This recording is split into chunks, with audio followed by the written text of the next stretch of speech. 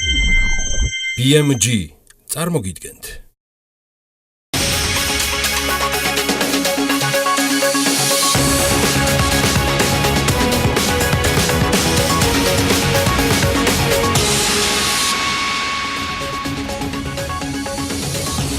რა ხდება ბადაგონის გარშემო მხარეების ადვოკატები დღეს ანალიტიკის პირდაპირ ეთერში ერთმანეთის პირისპირ და ჩვენი ჟურნალისტი სალომე მეცხვარიშვილი მოვლენების კვალდაკვალ. ჯეოსელის და მაგთის უარი სახელმწიფო სტრუქტურების კორპორაციული მომსახურების მიზნით გამოცხადებულ კონსოლიდირებულ ტენდერს და ერთადერთი მონაწილე ბილაინი დიანა ვაშაყმაძე მოგვიყვება დეტალებს. ეკონომიკური თავისუფლება და კანონის უზენაესობა, რატომ ვქვეითდებით რეიტინგებში, ინტერვიუ Heritage Foundation-ის ერთ-ერთ ხელმძღვანელთან სულ ცოტა ხანში. გვიყურებთ TV პირველზე და გვისმენთ ჩვენი პარტნიორი რადიოების თბილისის და ჰერეთის პირდაპირ ეთერში. დღეს პარასკევია, ეს ანალიტიკაა.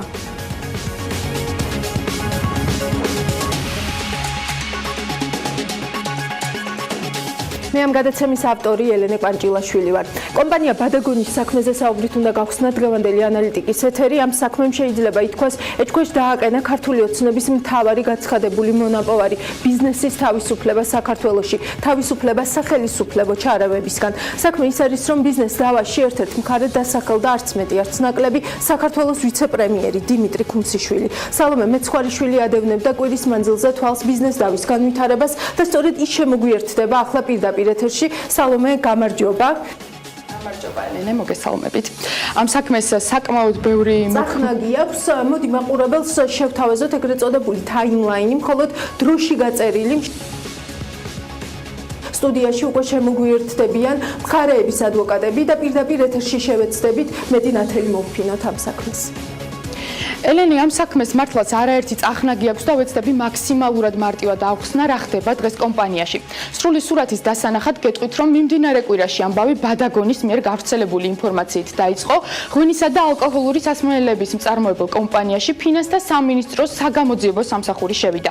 კომპანიამ იმავე დღეს სულ რამდენიმე საათში სპეციალური პრესკონფერენცია ჩანიშნა, ბადაგონის განცხადებას თავად ოფიციალურმა უწყებამ დაასწრო და განმარტა, რომ დაიწყო გამოძიება ბადაგონის მიერ დიდი ოდენობით წილის მართლსაწინააღმდეგოდ მითვისების ფაქტზე. უწყებამ დაინტერესებულ მხარედ კომპანია გრაკორო ტრეიდინგ ლიმიტედი დაასახელა. 2018 წლის 18 იანვარს დაიწყო გამოძიება სისხლის სამართლის საქმეზე შეპესე ბადაგონის დიდი ოდენობის წილის მართლსაწინააღმდეგოდ მითვისების ფაქტზე. გამოძიების დაწყება საფუძვლად დაედო შეპესე ბადაგონის ყოფილი მეწილის კომპანია გრაკორო ტრეიდინგ ლიმიტედის წარმომადგენლის განცხადება. 2018 წლის 1 თებერვლის სასამართლოს განჩინების საფუძველზე ქალაქ თბილისში მდებარე შეპესე ბადაგონის ოფისში მიმდინარეობს საგამოძიებო მოქმედებები. ბადაგონში საგამოძიებო სამსახურის შესვლა არ იყო პირველი შემთხვევა. მსგავსი ისტორია 2006 წელსაც მოხდა, როდესაც ფინანსური პოლიცია კომპანიაში შევიდა და ქარხანაში ღვინო დაღვარა.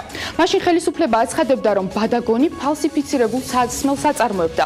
ბადაგონის 100%-იანი წილის მფლობელი გიორგი სალაყაია 2006 წელსაც და დღესაც განვითარებულ მოვლენებს კომპანიის ხელში ჩაგდების მცდელობად აფასებს. სალაყაია ხელს კონკრეტულ პირებს ადებს.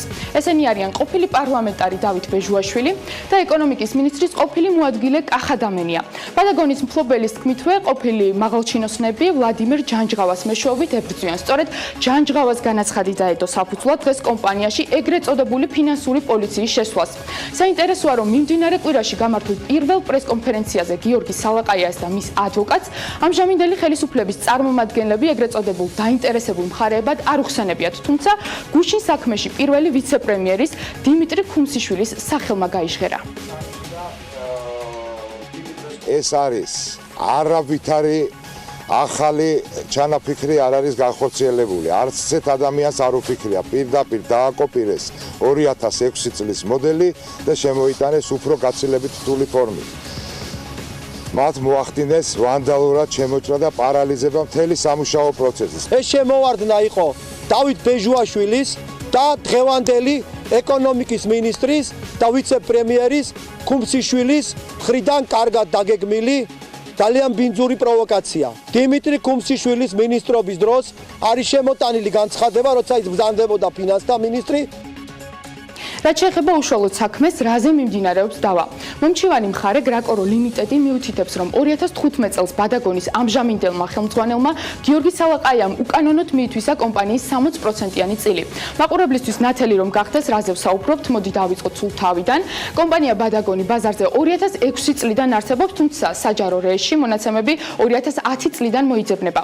2010 წლის 1 თებერვლის მონაცემებით ბადაგონის 79%-იანი წილი ეკუთვნის გრაკორო ლიმიტედს, ხოლო 7% ინაწილებენ შოთა გვარამაძე, ნატო ზაალიშვილი და მიხეილ სვიმონიშვილი.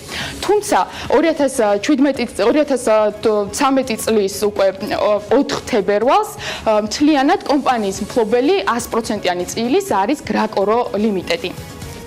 თავდაპირველად, ესე ვთქვათ, დოკუმენტაციაში გიორგი სალაყაიას სახელი და გვარი საერთოდ არ ჩანს, ხო? ანუ როდის ჩნდება ის კომპანიაში მეწილედ? ელენე, მართალი ხარ, გიორგი სალაყაია მეწილეებს შორის 2013 წლიდან ჩანს, როგორც დოკუმენტაციიდან ირკვევა, ის 40%-იანი წილის მფლობელია. 2015 წელს ის უკვე კომპანიის 50%-იან წილს ფლობს, შემდეგ კი კომპანია სრულად გიორგი სალაყაიას მფლობელობაში გადადის. სადავო გახდა სწორედ ბოლო ხელშეკრულება, რომლის მიხედვითაც გიორგი სალაყაიას საკუთრებაში გადავიდა ბადაგონის 40%-იანი წილი, რომელიც გრაკორო ლიმიტედის საკუთრებაში იყო. შედეგად სალაყაია 100%-იანი წილის მფლობელიც გახდა. სალომე, ცოტა ხანში ჩვენი სტუმრები მხარეების ადვოკატები იქნებიან, თუმცა მანამდე მოდი მოკლედ მაინც შევაჯამოთ, აქამდე როგორი პოზიციები ჰქონდათ მხარეებს. ელენე, გიორგი სალაყაია აცხადებს, რომ 2015 წლიდან ამ დრომდე გრაკორო ლიმიტედს არანაირი პრეტენზია არ განუცხადებია საკუთარ წილზე და ეს ყველაფერი დროში დაემთხვა პერიოდს, როდესაც ბადაგონი ღვინის ყველაზე მსხვილი ექსპორტიორი გახდა და ინტერესი კომპანიის მიმართ ისევ გაჩნდა. თუმცა საპირისპიროს მიუთითებს თვითონ გრაკორო ლიმიტედის ადვოკატი, იურისტი იმედა დვალიძე ამბობს, რომ ჯანჯღავასა და სალაყაიას შორის მეგობრული ურთიერთობა არსებობდა და წილის გადაფორმებაც ფორმალურად მოხდა, თუმცა სალაყაიამ მოგვიანებით შეთანხმება არ შეასრულა და წილი სრულად მიითვისა. ელენე, აი ეს არის ის ძირითადი სურათი, რაც ამ ეტაპისთვის ჩვენ გვაქვს. დეტალებზე ალბათ უკვე შენი სტუმრები უფრო ვრცლად ისაუბრებენ. მადლობა სალომე, ამ ეტაპზე რაც ვიცით, ნამდვილად სრული სურათის ამომწურავად შეჯამებისთვის, ანუ ნამდვილად ამომწურავად შეგვიჯამე, კითხვა ბევრია, ნახოთ რა პასუხები აქვთ ჩვენს კითხვებზე მხარეების ადვოკატებს, ზაზა ხატიაშვილი და იმედა დვალიძე არიან ჩვენთან ერთად. იმედა დვალიძე სულ ცოტა ხანში შემოგვერთდება სტუდიაში, ბატონი ზაზა აქ არის. დიდი მადლობა, რომ ამ სივრცეში დღეს, ესე ვთქვათ, ერთად ხართ წარმოდგენილები და ანალიტიკის მაყურებელს შესაძლებლობა ექნება, რომ ორივე მხარის პოზიცია მოისმინოს. ბატონო ზაზა, გამოძიება ბადაგონის მიერ დიდი ოდენობით წილის მართლსაწინააღმდეგოდ მითვისების ფაქტზე მიმდინარეობს. თქვენ ამბობთ, რომ ამ საქმეში იკვეთება ხელისუფლების, ესე ვთქვათ, ინტერესი და კონკრეტულად ასახელებთ, ესე ვთქვათ, დიმიტრი ქუმსიშვილს. რაში მდგომარეობს ეს ინტერესი? მე მინდა მოგესალმოთ, მივესალმო იმედა დვალიძეს. თქვენ იცით, რომ ახალი ხელისუფლება თქვენ ძალიან კარგი რეზუმე გააკეთეთ, იწონებდა თავს იმით, რომ ბიზნეს წილების გადაფორმებაში ის არ მონაწილეობდა. თქვენ იცით, რომ სააკაშვილის რეჟიმის დროს ათასობით ადამიანს დაათმობინეს წელი წაართვეს ქონება, ასობით საქმეა ფინანსურ პოლიციაში. ყველა მიცის, რომელ პროკურორის, რომელ ნოტარიუსით ხდებოდა ამ წილების გადაფორმება და ფინანსური პოლიცია საერთოდ არ ინტერესდება ამ საქმეებით. უცებ ფინანსური პოლიცია დაინტერესდა ჯანჯღავას განცხადებით, რომელსაც არანაირი სამართლებრივი შეხება არ ქონია იმ კომპანიასთან, გრაკოსთან, რომელდანაც ბატონმა სალაყაიამ იყიდა წილი. მე იმედა დვალიძე ჩემი მეგობარია და უსმენდი მის გამოსვლებს, გუში ბრძანდებოდა ბატონმა გოგიჩაიშვილთან და როდესაც ბატონმა კაკომ დაუსვა მას კითხვა, რომ გარიგების დროს იყო თუ არა ზეწოლა წილის გადმოფარგვის პროცესში, მან ბრძანა, რომ არანაირი ზეწოლა არ ყოფილა. ასევე იმედა დვალიძემ განაცხადა, რომ არც ერთ დოკუმენტზე არ არსებობს ჯანჯღავას ხელმოწერა, რომელიც შეეხებოდა წილის დათმობის ხელშეკრულებას. მე ვსვავ კითხვას, როდესაც არ არის ადამიანზე ზეწოლა, როდესაც არ არის ადამიანზე იძულება, როდესაც ეს საერთაშორისო უცხოურ ქვეყანაში ხდება გარიგება და ამას ნოტარიუსი ამოწმებს და ამ გარიგებასთან მიმართებაში სამართლებრივი პრეტენზია არ არსებობს. სვავ კითხვას ხალხო, რა უნდა ფინანსურ პოლიციას, რომ შემოვარდა, სადამრჩევლო ვანდალური ოპერაცია ჩაატარა და შოკში ჩააგდო სამოქალაქო საზოგადოება იმით, რომ დაიწყო ის ავადსახსენები წლების განმეორება, როდესაც მიდიოდა ბიზნესის ტერორი. ჩვენ უნდა გავმიჯნოთ სამოქალაქო საქმე სისხლის სამართლის საქმისაგან. თუ აქ ადამიანს რამე სამოქალაქო პრეტენზიები წილთან მიმართებაში, ბატონმა იმედამ რამოდენიმეჯერ განაცხადა, რომ ნდობაზე იყო დაფუძნებული ურთიერთობაო და ეს ადამიანი ენდობოდა მეორე ადამიანსო. მე რო თქვენ გენდოთ ეხლა და მოგცეთ $100,000 და ვერ დაგიბრუნოთ, ამიტომ ფინანსური პოლიცია უნდა შემოვარდეთ. ეს არის ნდობა, ნდობის დროს მე ვარ ადამიანი, რომელიც რისკს ვიღებ ჩემ თავზე და მესამე თუ რაზეც მინდა გავამახვილო ყურადღება, დღეს მე მოусმინე პრესკონფერენციას და პრესკონფერენცია ბრძანეს ბატონ ჯანჯღავას ადვოკატებმა, რომ იგი აფინანსებდა რამოდენიმე მილიონი 20 მილიონამდე თანხამ გაიჟღერა დაახლოებით 2008 წლამდე. მე მაგალითად ეს ინფორმაცია რომ მოვისმინე, მივმართე ჩვენ რუს კოლეგებს და დავინტერესდი ბატონ ჯანჯღავას ბიზნეს საქმიანობით და როგორც აღმოჩნდა ეს ადამიანი მუშაობდა სახელმწიფო სტრუქტურებში და მე მინდა ეხლა ამოვიღო მთელი ეს რა ქვია მასალები რომ ჯანჯღავას რა შემოსავალი ჰქონდა ამ წლებში როდესაც ის მუშაობდა სახელმწიფო უწყებაში და ელემენტარულად მართლა შეეძლო ამ ადამიანს თუ არა დაეფინანსებინა ეს ბადაგონი. ცალკე თემა ბატონო იმედა ისმენით რასაც ბატონი ზაზა საუბრობს, ანუ პირველი ნდობაზე დაფუძნებული შეთანხმება, ანუ თქვენ რეალურად ხელში რა გიჭირავთ სამართლებრივად, ანუ და რატომ აი ეს კითხვა ნამდვილად ჩნდება, რატომ იყო ნდობაზე დაფუძნებული, ანუ რა იყო ამის მიზეზი და რატომ არა ესე ვთქვათ ოფიციალურად გაფორმებული ხელშეკრულება, რომელიც აი ამ პრობლემებს პრაქტიკულად დღის წესრიგიდან მოხსნიდა. მადლობა რომ ამ თემით ინტერესდებით, მადლობა ოწვევისთვის, მივესალმები მაყურებელს, ჩემს მეგობარს და კოლეგას ზაზა ხატიაშვილს. მე რამდენიმე რემარკს გავაკეთებ მის მიერ გამოთქმულ მოსაზრებებთან დაკავშირებით. ერთი პირველ რიგში, რაც მე უკვე მრავალგზის დავაფიქსირე და მინდა ვთქვა აქაც, რომ ნებისმიერი მცდელობა, რომ სხვა სიფრთხეში გადავიტანოთ, იქ გვარები სახელდება, სახელები მე აღარ გავიმეორებ უბრალოდ იმ პირთა სახელგვარებს. და გარკვეული პროვოკაციული და შეთქმულების თეორიები იდება, რომ თითქოს და ბიზნესის წართმევაზეა საუბარი და ამაში სახელისუფლებო სტრუქტურები თუ კონკრეტული თანამდებობის პირები თუ კონკრეტული ბიზნესმენები არიან ჩართული. კი ბატონო, მე მინდა ვთქვა, რომ მოდით აი ჯერ ეგერთი მართლა მიმაჩნია, რომ სხვა დროა და არავის სადღაც ჯურღმულში არ იბარებს ნოტარიუსი არ მოყავს და ძალით არ აფორმებინებს და არ ართმევს ამ წილებს არავის და ჩვენ ყოველთვის და პირადად მეც ვეწინააღმდეგები და ეს ქვეყნისთვის დამანგრეველი და დამაქცევარია და ბიზნესის განვითარებისთვის რა თქმა უნდა, მაგრამ არც ის არის ნორმალური და სწორი, როცა კონკრეტული ადამიანის საკუთრებას წილს მის მიერ განხორციელებულ ინვესტიციებს ერთი კონკრეტული პირი მიითვისებს და ამის ინვესტორის ინტერესები ზარალდება. ამიტომ მოდით ამ სიფრთხეზე ვილაპარაკოთ, ამ ნაწილზე პრობლემაზე. კი ბატონო. ანუ მე ვამბობ იმას, იმ გარემოებებზე, რომელიც ამ საქმეშია, იმ ფაქტობრივ გარემოებებზე, იმ სამართლებრივ საფუძვლებზე და იმ კონკრეტულ დეტალებზე, რომელიც ამ საქმეს ახასიათებს და შევეშვათ სხვა სიფრთხეში და სხვა მოედანზე ამ საქმის გადატანას.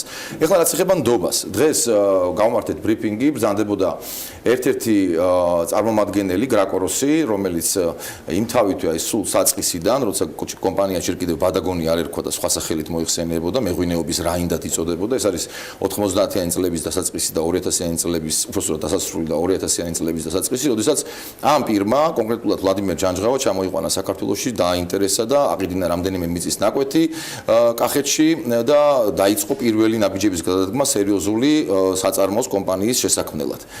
ეს 20 მილიონი დოლარი, რომელიც ჟღერს ხოლმე, ეს არ არის ხო, ხო ვერ ვიტყვი ახლა რომ 20 მილიონი დოლარი აქვს ინვესტირებული ვლადიმერ ჯანჯღავას ყოველგვარი სააბუთის დოკუმენტის გარეშე. ხშირად იწვევს გარკვეულ გაღიზიანებას და ინსინუაციებს და манипуляციებს ის, რომ ჯანჯღავა რაშუაში არც ერთ სარეგისტრაციო ჩანაწერში ჯანჯღავა არ ფიქსირდება. კი ბატონო, ეს ასია, ვადასტურებ, არ უარყოფ, მაგრამ საქმე ის გახლავთ, რომ გრაკორო ბადაგონის დაარსებიდან ვიდრე თითქმის ბოლო პერიოდამდე გახლდათ ამ კომპანიის ერთადერთი ინვესტორი. გრაკოროს აქციონერი, კიპრზე დაფუძნებული კომპანია გახლავთ ეს კომპანია, კვიპროსზე, აქციონერი გახლდათ ვლადიმერ ჯანჯღავას მეუღლე ეკატერინე ეზუგბაია. ეს ამის ნახვა შესაძლებელია, ძალიან მარტივად ეს დოკუმენტები არსებობს. მოგვიანებით, ანუ ეს არის ის სამართლებრივი კავშირი. მოგვიანებით ამ კომპანიის აქციონერი გახდა ვლადიმერ ჯანჯღავას სიმამრი გივი ეზუგბაია. დღეს ის არის კვლავ გრაკოროში აქციონერი, ხო? ანუ საბოლოო ჯამში მოდით ესე წარმოვიდგინოთ, რომ იგივე პრეტენზიები დაეყენებინა გივი ეზუგბაიას, კითხვები ხო არ გაჩნდებოდა? არა, ხო? და არც დაუყენებია ვლადიმერ ჯანჯღავას ეს განცხადება საჩივარი ფინანსთა სამინისტროს საგამოძიებო სამსახურში შეიტანა გრაკორომ, გრაკოროს ადვოკატმა. ჩვენ უბრალოდ ვამბობთ ვლადიმერ ჯანჯღავას იმიტომ, რომ ვლადიმერ ჯანჯღავა იყო საბოლოო ბენეფიციარი გრაკოროსი და ამის დადასტურებაც მარტივად მოხდება. ვახსენებთ იმ პიროვნებას, იმ პირს, რომელმაც რეალურად განახორციელა ინვესტირება კომპანიაში, გრაკოროს გავლით ვლადიმერ ჯანჯღავას ფულადი სახსრები ინვესტიციების სახით ხდებოდა ბადაგონში. და დოკუმენტები, რომ გრაკორომ ეს ფული ჩაასხა და მიიტანა და ინვესტირება მოახდინა კომპანიაში, არსებობს შესაბამისი საბანკო გატარებები, არსებობს შესაბამისი ხელშეკრულებები, არსებობს შესაბამისი აღიარებები და მეცაც გეტყვით, დაახლოებით 14 მილიონამდე დოლარამდე თანხა, რომელიც ინვესტირებას ხდებოდა გრაკოროს მიერ ვლადიმერ ჯანჯღავას, რომლის წყაროსაც წარმოადგენდა, შეტანილი იქნა კაპიტალიზაცია მოხდა და შეტანილი იქნა ბადაგონის საწესდებო კაპიტალში. ეს ხო ვერ მოვიგონებთ ამას. ფორმალური შეთანხმება არსებობდა? პატიცემულო ფორმალური შეთანხმება ვერ იარსებებდა, იმიტომ რომ ფორმალური შეთანხმება არ შეიძლება გაგახსენდეს 3 წლის შემდეგ. გარიგება, რომელსაც ბატონი იმედა ბრძანებს, უნდა ძალადობით უნდა დადებულიყო, უნდა ყოფილიყო იძულებით, რომ პოლიცია დაინტერესებულიყო. ის ფაქტი, რომ ფინანსური პოლიცია შევარდა, ამოიღო ყველა დოკუმენტაცია. თქვენ იცით თუ არა, რომ მან ამოიღო დოკუმენტაცია იმედა მითის ალბათ დაარსებიდან 2015 წლამდე.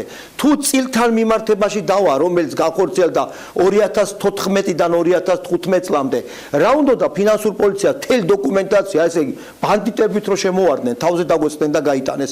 რატომ უნდა გაიტანა? პარალიზება მოხდა მთლიანად პროცესით.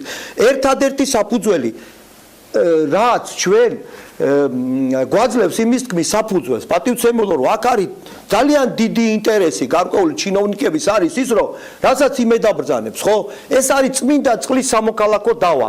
თუ ადამიანს რატომ არ დაასახელეთ მაშინ დიმიტრი ქუმსიშვილი? ანუ როცა მივიღეთ ჩვენ ინფორმაცია, საიდან მოხდა, როგორ მოხდა, გაიჟღერა ამ პატივცემული პერსონის გვარმა. აქედან გამომდინარე, იცით რა არის?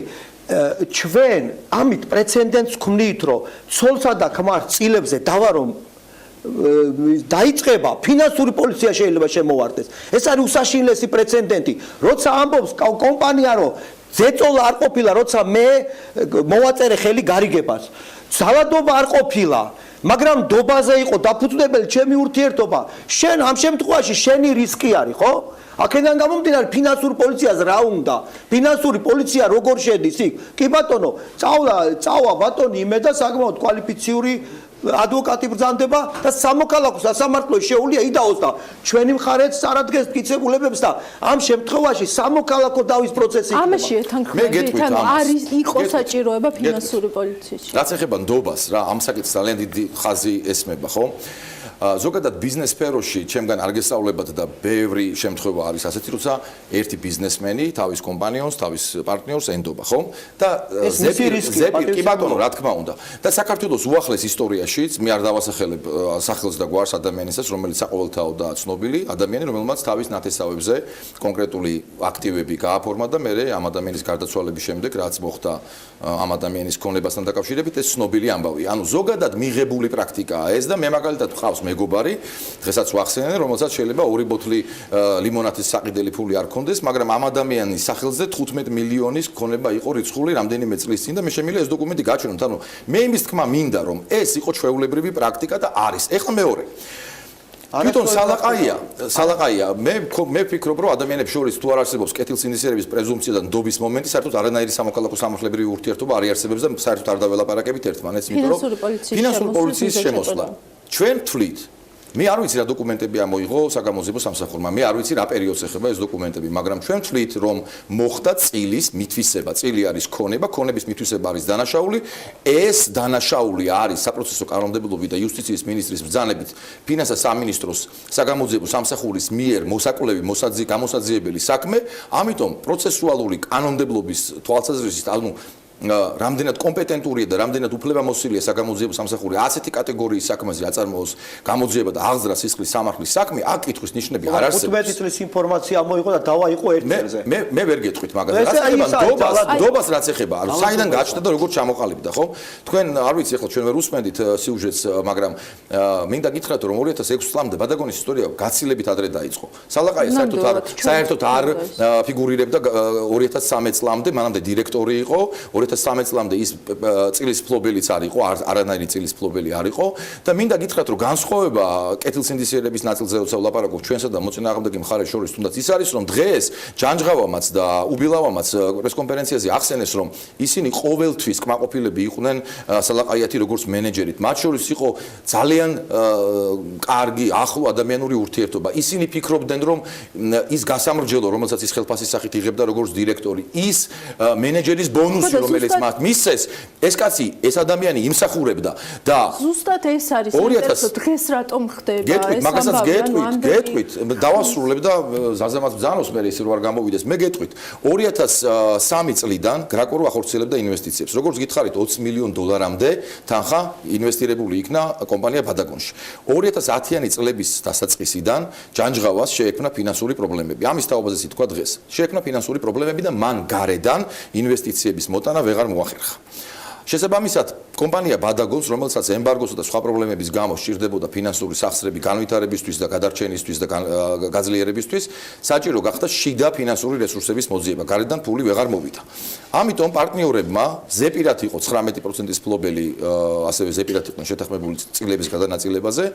სალაყაიამ, უბილავამ, რომელსაც ასევე არ ფიქსირდება, მაგრამ რეალურად იგიც წარმოადგენდა გარკვეულად პარტნიორს ამ კომპანიაში და ჯანჯღავამ მთავარმა ესე იგი ინვესტორმა მიიღეს გადაწყვეტილება რომ საბანკო რესურსი გამოიყენებინათ ქართული საბანკო რესურსი და მიეღოთ კრედიტი საქართველოში.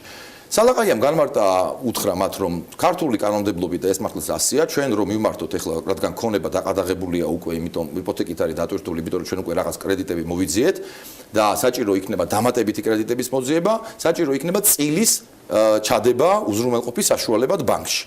და რადგან თქვენ გრაკოროს უკან საბოლოო ჯამში დგას ჯანჯღავა და რადგან ჩვენი კანონმდებლობით სავალდებულოა ბოლო ბენეფიციარამდე ინფორმაციის მიწოდება ბანკისთვის, შეიძლება არარეზიდენტი კომპანიის არსებობა მოცილეთ, შექმნას გარკვეული უხერხულობები ბანკებთან და დისკომფორტი და შეიძლება ვერ მივიღოთ კრედიტი, ამიტომ უპრიანი იქნება რომ იყოს წილის მფლობელი ფორმალურად დაფიქსირდეს საქართველოს რეზიდენტი, საქართველოს მოქალაქე სალაყაია და მას გაუივლდება ბანკებთან ურთიერთობა კრედიტის აღება კომპანიის გადარჩენისა და განვითარების მიზნით. ამაზე შეთანხმდნენ და თქვენს რომ მოდით მაშინ იყოს 100% სალაყაიაზე და გარკვეულ დროს როდესაც ყველაფერი დაალაგდება და საბანკო ვალდებულებები დაიწყო. ამის შემდეგ ეს მოხდა 2015 წელს, ეს მოხდა 2015 წელს, 2016 წლის განმავლობაში არანაირი კითხვის ნიშანი არ ჩნდებოდა და ამ ადამიანებს შორის ურთიერთობაში არანაირი პრობლემა არ წარმოშობილა. ეს შეთანხმება ძალაში რჩებოდა. 2017 წლის ოქტომბერში შედგა შეხვედრა ამ სამ ადამიანს შორის და სალაყაიამ განაცხადა რომ თქვენ არანაირ წილს მე აღარ გიბრუნებთ, არანაირი ამის შემდეგ ოქტომბერში ხდება ეს და ნოემბერში შედის ნოემბერში არა იანვარში ნოემბერში შედის განცხადება საგამოძიებო დეპარტამენტში და იანვარში აღიძრა საქმე. ლოგიკური ხაზის ადრევით. რაც იმედამ ბრძანა მე შემიძლია მხოლოდ ერთი წინადადებით გავაცამტვერო ეს ინფორმაცია.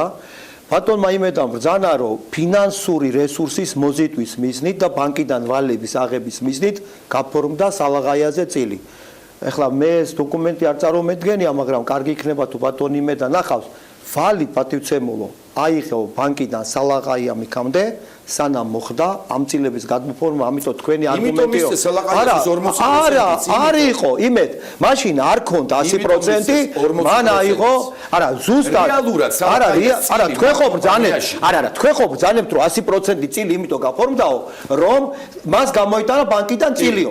მე გეუბნებით, რომ არასწორი ინფორმაცია გაქვთ, იმიტომ რომ სალაყაიამ გამოიტანა ბანკიდან სესხი, სულ ზღაფავდა ბადაგონი და თქვენ და მეთანხმებით და ვალები საერთოდ ვალებში იყიდებოდა უკვე და ბანკებს მიქონდათ სალაყაიამ გამოიტანა ბანკიდან ეს ვალი ბადაგონი გახადა ბრენდი კომპანია ბადაგონმა 2017 წელს მიიღო საგადასახადო მოგება და მაშინ ხდება დაინტერესებდა ამ კომპანიით მე გეუბნები თქვენ ნახეთ ისა დოკუმენტაცია მანამდე შესაძლებელია ბადაგონს კრედიტები აღებული ქონდა თავარი კრედიტი აიღო პატივცემულო იცით რომ ის აი თქვენ ხომ ბრძანეთ რომ 100% იმიტომ მისსაო მე სპეციალურად ვნახე დოკუმენტაცია რომ გაისტუმრა 1,200,000 ბადაგონმა $1,200,000 ბადაგონმა ჯანჯღავას მიმართ თქვენ რა ბრძანეთ არასწორი ბრძანეთ იმიტომ რომ არა მე ვნახე დოკუმენტები და სპეციალურად დავინტერესდი იმიტომ რომ თქვენ მე გოგიჩაშვდა რო გიყურეთ უთხარი რომ აი იმედადვალიძე მეს ბრძანა და იქნება მაჩვენოთ მე დოკუმენტაცია მართლა ესეა თუ არა მე მომიტანეთ დოკუმენტაცია და მე ვთხოვ რომ დღეს ირაკლი ყანდაშვილი მობრძანდება აქ და ეს წამოიღოს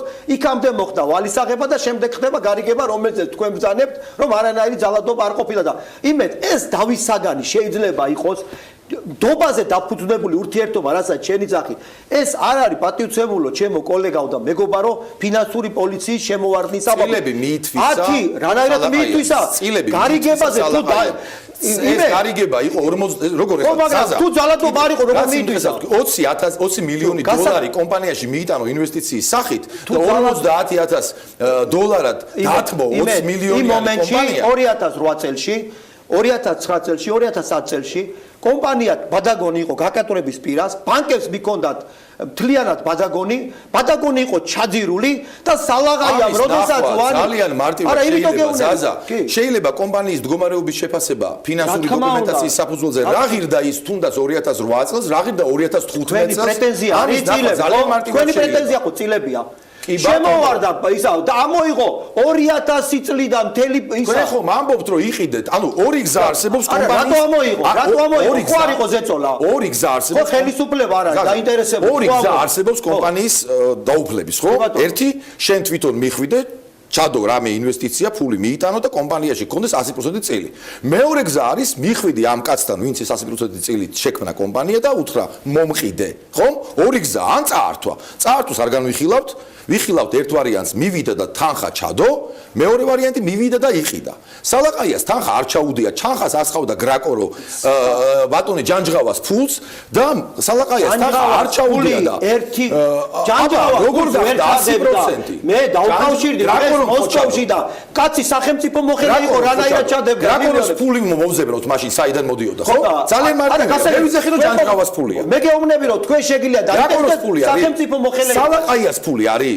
სახელმწიფო მოხელა იყო აი 100% როგორ უნდა გახდეს ჩემი თუ თეთრი არ დაგიხარჯავს გეტყვით სალაყაიამ აიღო ბანკიდან ვალები გაკოტრებული კომპანია ააღორძინა გავიდა მოგებაზე და შემოვარდა ფინანსური პოლიცია ამ დროს 20 მილიონი ძველი ინვესტორი ძველი პარტნიორი გაქრა ერთი წუთით როდესაც ხდებოდა ეს ინვესტიცია რასაც თქვენ ბრძანებთ ხო იმ შემთხვევაში როდესაც პარტნიორებს შორის ურთიერთობა ვთქვათ დობაზე იყო დაფუძნებული მაშინ კომპანია ბადაგონი ეხლა თქვენ ბრძანებთ და მეც გეთაყვებით გაკოტრების პირას იყო მოსული რომ არა სალაყაია არა ხო და რა არა სალაყაია რა უნდა რაღაც მაშინ ესე ვიტყვი რომ თქვენ გამოგეთხოვა პარტნიორი მაშინ ხო ვიყავი მე პარტნიორი ხო ოფიციალურად ხო ვიყავი სალაყაია იყო დირექტორი თუ საწარმო მიდიოდა გაკოტრებამდე სალაყაია ყველაფერს აკეთებდა როგორც დირექტორი რომ გაეკოტრებინა კომპანია შემიძლია თქვა ესე არ შემიძლია ეს არ არის დავისაგანი ჩემო კარგო ფინანსური პოლიცია შემოვარდა კონკრეტულ დავასთან მიმართებაში და დავისაგანი ის არის 20 მილიონია ჩასული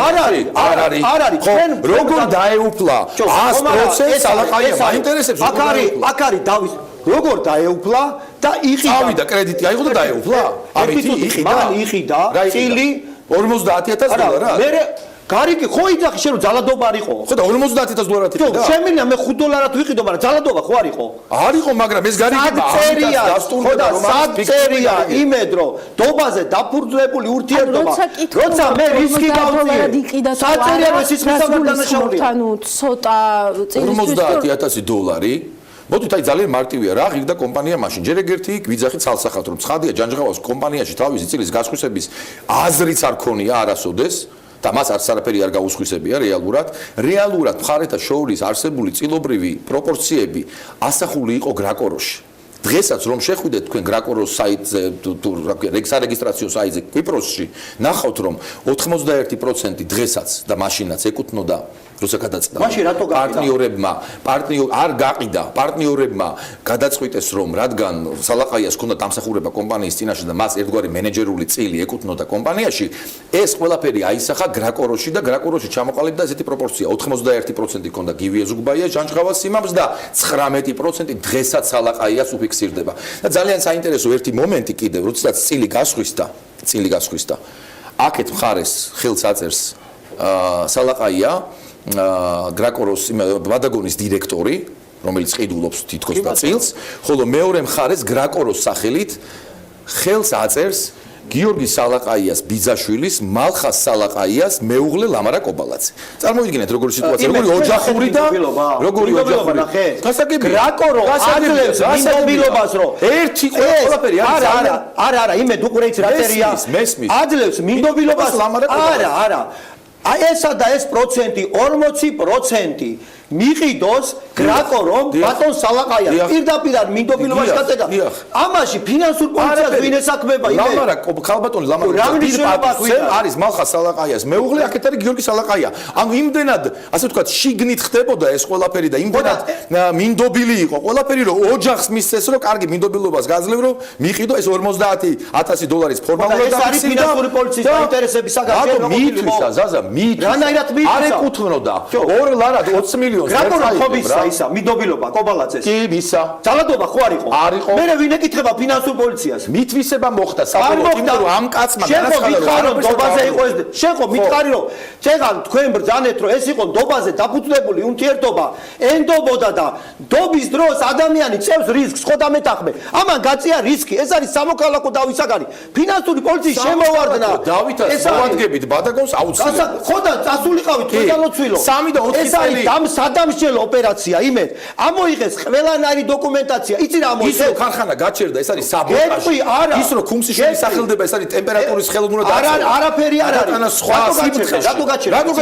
რატო გაჩერდა და სათაო ხაღალდების ამოღებამ გამოიწვია გაჩერება შენ არიცი შემოვარდა ფინანსური პოლიცია და დაარბია არა დადგა ყველა კომპიუტერის გვერდით და უთხრა რომ სასტრაფოთურა ხო გამოვიდა საღამოს იქიდან ფინანსური პოლიცია რომისმინე სათაო ოფისი მართავს იმ ქარხნებს სათაო ოფისი გაჩერდა მთლიანად რატომ გაჩერდა მეორე დღეს რატომ გაჩერდა იმიტომ რომ საერთოდ პარალიზებულია ეს არის ტემპერატურის ხელოვნურად არანაირი ის არის არაფერი რა ფინანსურმა პოლიციამ ჩაიდინა სიცხლის სამართლის დანაშაული და ვაპირებ იმიტომ რომ არანაირი უფლება არ ქონდა ფინანსურ პოლიციას ამოეყო ყველა ის დოკუმენტაცია უბრალოდ მოსამართლემ გასცა სამარცხვინო განჩინება როგორ შეიძლება წილებს შორის დავა არის და მათ ამოიღეს იცი რა დოკუმენტაცია სალაყაიას რა კონტრაქტია გაფორმებული ჩინურ კომპანიასთან რომ ეს ბიზნესი წაართვან რა შუაშია ჩინურ კომპანიასთან ურთიერთობა ბიზნეს დავასთან და წილებთან დავასთან 2014-ში ხო დამთავრდა ეს ურთიერთობა რატო ამოიღეს 2015-2016 წელი როცა დამთავრდა ეს ურთიერთობა ხო 15-ში 16 და 17 წელი რატო ამოიღეს აზიურ ბაზარზე 17 წელში გავიდა ბადაგონი სერიოზულად რა უნდოდა თუ არა სახელმწიფო ინტერესი შემოსულიყვნენ და ამოიღოთ კონკრეტულად ამდვილად არ ვიცი რა მოცულობის და ეხლა მოგცემ გლება ამოღებული გლება აი მე მოგცემ გაჩვენო არ ვიცი ჩვენ ხომ რაღაცა საბოლოო დასკვნამდე ანუ ჩვენ ხომ ამ სიბტყეში ჩვენ გვაქვს სრული სამართლებრივი შესაძლებლობა რომ ერთმანეთს დაუმტკიცოთ ვინ მართალია თქვენ თუ თქვით რომ ჩემი პოზიცია სუსტია მე დავმარცხდები თუ თქვენი პოზიცია იქნება და სამოქალაქო სასამართლომდან იქაც გადავინაცვლებთ რა იქაც რატო ვინ ეკითხება დღევანდელ ფინანსურ პოლიციას რომ დავა ეხება 2015 წელს რასაც ჩვენ ვთანხმდებით 2016 წლის მთელი დოკუმენტაცია მიაქვს რამდენი ბოთლი გაიყიდა იტალიაში რამდენი ბოთლი იყიდება ჩინეთში რამდენი არ ვიცი ზაზა იქნება არ ვიცი მაგიტო ვიცახი რომ ძალადობა იყო მაგიტო ვიცახი რომ სიბინძურე იყო მაგიტო ვიცახი რომ სააკაშვილის რეჟიმის კოპირება დაიწყო ამოიღო ის დოკუმენტები რა თქვენ გაინტერესებთ ამოიღონ ის დოკუმენტები შემდგომ პერიოდში რამე ხო არ არის ისეთი გაკეთებული რაც საფრთხეს გიქმნით და არა რატო არა იმედ კონტრაქტები ამოიღო ეს არის გასაიდუმლოები კონფიდენციალური ინფორმაციები ამოიღო. მე მაგას რა გაასაჯეროებენ მაგ ინფორმაციას? რატო უნდა ამოიღოს? ვიღაცა საინტერესებს, ხო? რატო ამოიღო გამოძიება? ვინ ეკითხება?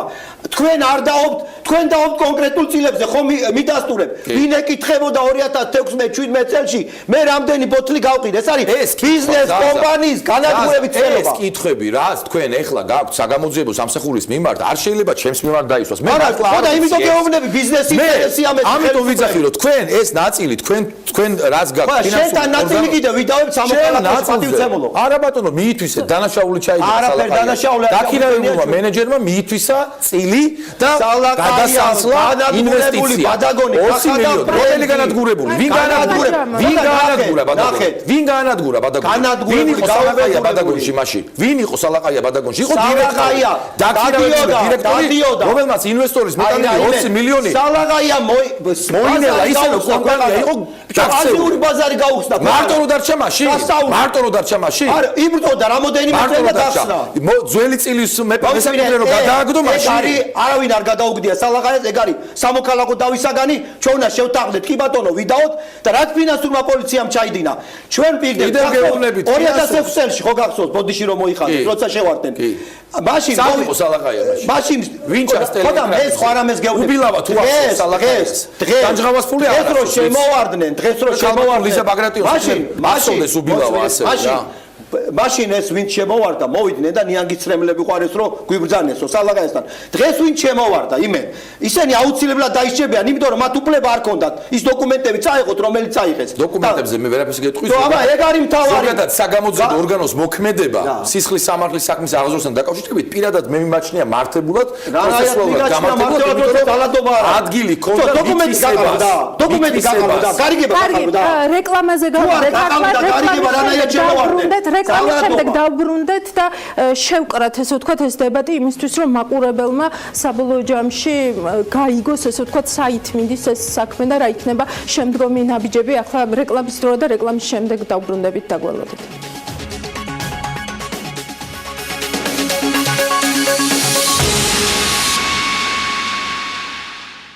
თქვენ უყურებთ ანალიტიკას მე ელენე კვანჭილაშვილი ვარ ბადაგონის თემით ბრუნდებით ისევ პირდაპირ ეთერში ზაზა ხატიაშვილი და იმედა დვალიძე არიან ჩვენთან ერთად ბატონებო კიდევ ერთხელ დიდი მადლობა რომ ანალიტიკის მაყურებელს შესაძლებლობა აქვს ერთ სივრცეში მოусმინოს ესე ვთქვათ თქვენს დებატს და ცხადია თავის დასკვნები გამოიტანოს მოდით ვთქვათ რა იქნება შემდეგი ნაბიჯები და ერთგვარად შევაჯამოთ მთელი ეს საუბარი და კიდევ ერთხელ გამოვკვეთოთ ის პოზიციები, რაც მხარეებს აქვთ ამ დავასთან მიმართებით. ბატონო ზაზა, დავიწყოთ. ესე იგი, მე კიდევ ერთხელ ვამბობ და აი არაპირდაპირ ჩემ მეგობარ იმედა დვალიძეს დამეთანხმა, რომ არ შეიძლება ფინანსური პოლიციის ესე შემოვარდნა და კომპანიის გაჩერება. არ შეიძლება ანუ აი ეგზეკუცია, რასაც ჩვენ უყურებდით 2006, 2007, 2008 წლებში.